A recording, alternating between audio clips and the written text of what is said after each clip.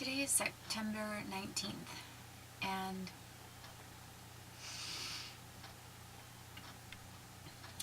I left off yesterday talking about commuting from Oregon to Washington and moving some of my belongings over to Washington, and how I was stalked and harassed by police. I would like to add one individual to the information that I was giving about Oregon, because I mentioned a couple of individuals who I believed were connected to federal employees and possibly connected to each other. And one individual that I did leave out was a person who was Mormon who ended up around my house with a friend from, I believe it was from, the friend that he had was from Utah, and he was from Idaho, I think. But I remember that they showed up in an area by my house that I was used to walking past every single day. So, potentially anybody who knew my habits or who watched me knew that I walked. I went for a walk in this area and left my house to do this, on a regular basis, daily. So when I was walking the same direction, right next to my own property, and I found a couple of men in the water doing different things.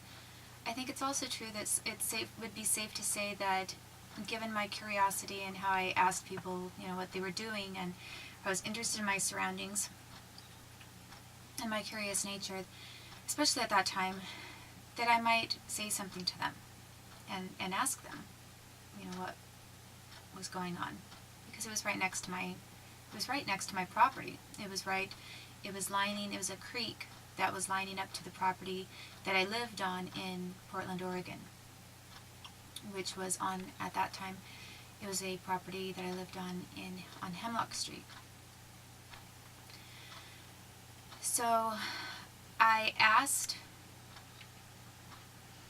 these two young men what was going on, because they had a lot of sort of looked like they were doing some kind of a research. They had some instruments and different things with them.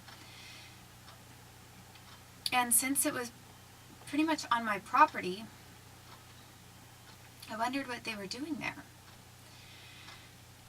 And they looked up and said that they were doing some research for a college program, or for a thesis regarding water quality. And at that time, I had just completed a college course in environmentalism regarding water and water tables and quality and that kind of thing. I'd either just finished that class, or I was in the middle of taking a class like that, because it's part of my degree requirement. I've always been an English literature major, declared major. But with Portland State University, where I was going to school, you also had to have this complementary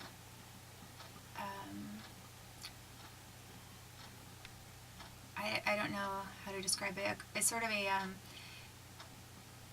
they wanted you to take something in addition, regardless of what your major was. You were required to take one of several different tracks you could choose from to meet the Portland State requirements. And I think it was a little bit to encourage some diversity aside from your own major. And the track that I chose of the options they gave was environmentalism. So I, was taking then courses to meet that requirement. One of them was a water quality course, and the entire class was about water. So, given the fact that I had taken this class, or was in the middle of taking it, and then they were on my property and doing things, I asked, a little bit about it, and then they told me, and then they asked if there was a hotel in the area. I think that they asked that because they didn't have a place to stay. And I was very hospitable in general, and friendly, and I always invited people over for a cup of coffee or to have something to eat, something to drink. Typically, whenever I was a little girl and there was someone working on our property, whether it was a janitor or a plumber or someone looking at the car, my habit had always been to offer the person working a glass of water, coffee, soda, something to drink. And that has always been my style or habit. It's something I've done since I was little, all the way back to Moses Lake, Washington. I can't imagine that many of the workers can remember this about me, but it was true for almost anybody who was working for my parents on the property, or for me, later when I had a house or when I had an apartment.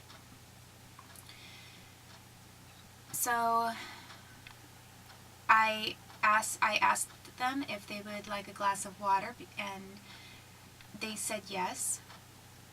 So I offered them a glass of water, and then later they said they were tired or something came up, and I invited them to have a cup of coffee and come in and talk, and I wanted to hear about their project.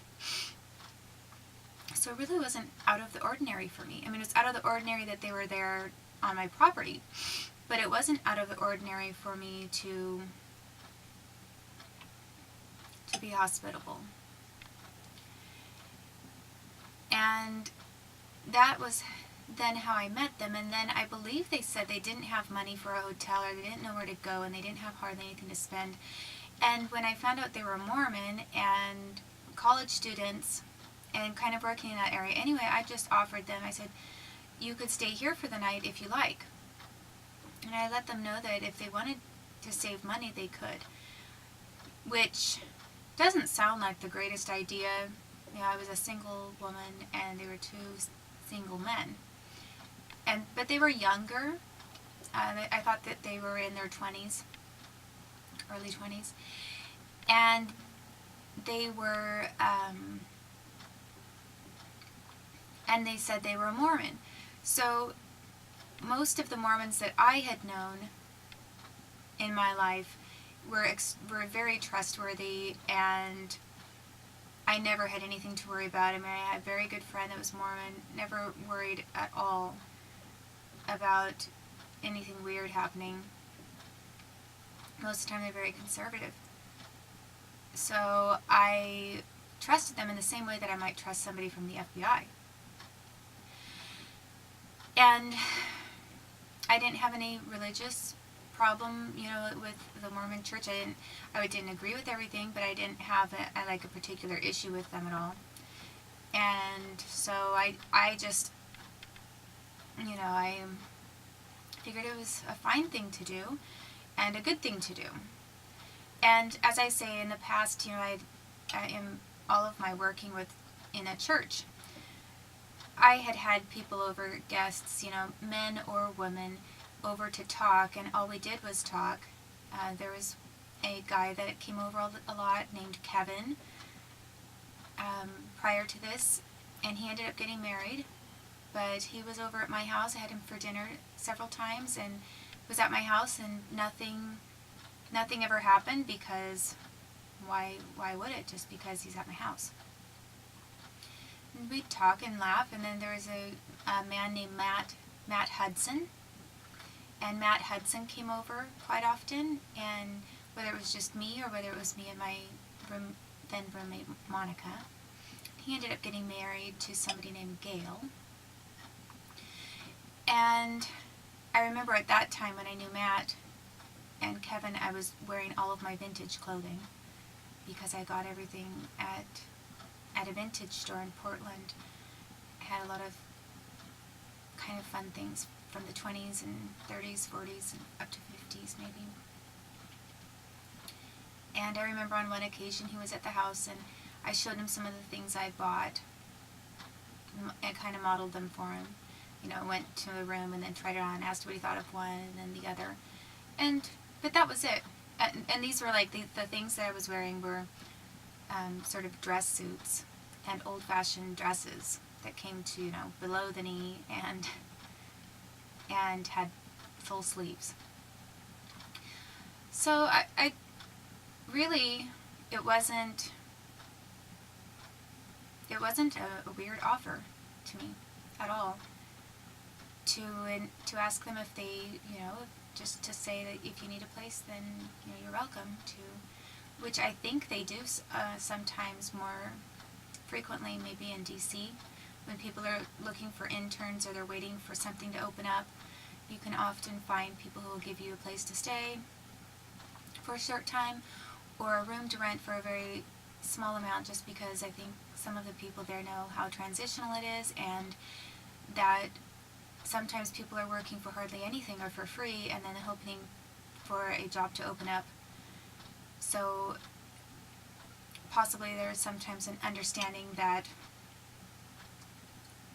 they try to do to others the way that others have maybe done to them, and in giving them a little bit of time to figure things out for themselves and get their jobs lined up. I don't think that's everywhere, but here and there I think there's a little bit of an understanding about that, because not everybody has parents that can just forward them all this money and set them up to be living out there with no income. And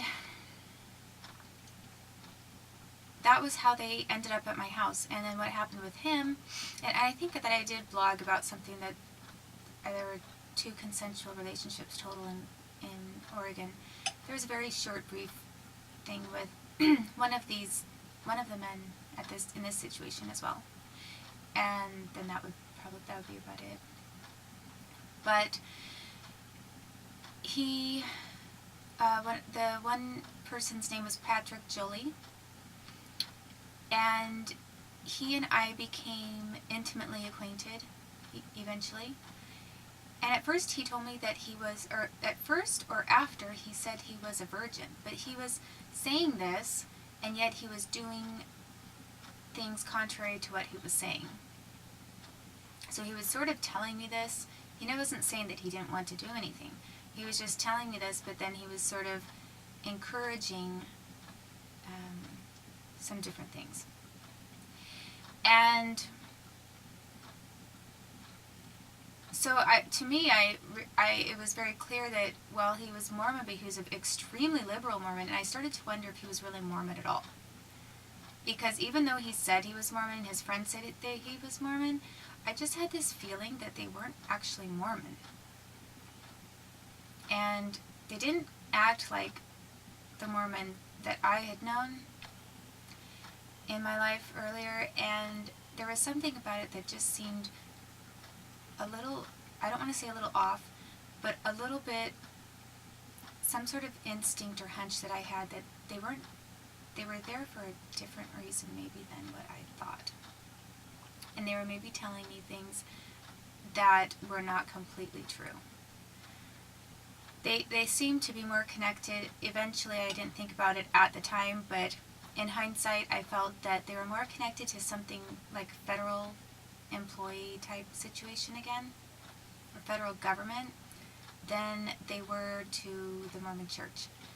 And a lot of different Mormons I've known have been more connected to CIA than to the actual Mormon religion. So I really did not think that he did say he was Mormon, but I thought that he's probably not really feeling like being too Mormon anymore, or that's not very serious for him. And so we spent some time together, and we took some walks, and we held hands. It was kind of this random summer thing. And then what I was shocked by the most, when I really started questioning whether they were actually even Mormon like they said they were, was that then Patrick wanted me to be with him and his friend, his other friend, like both of them.